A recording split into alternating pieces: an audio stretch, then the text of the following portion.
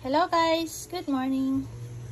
So wala lang, pakita ko lang itong binili ni mama na super fresh na daing.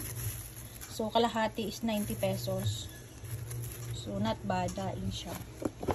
Ayan, natin natin dito. 2 3 4 5. Dami rin. Saka sakto lang yung pagkaano niya, hindi siya masyadong dry na daing, medyo pagka-moist. So, ayan, perfecto guys, mga kamatis, pipino, ayan, 90 pesos ang kalahati. Ang bango. At parang hindi siya maalat masyado, no? Dito na yung daing. So, ayan na guys, yung daing. O, diba? Hindi siya toasted. Kain po.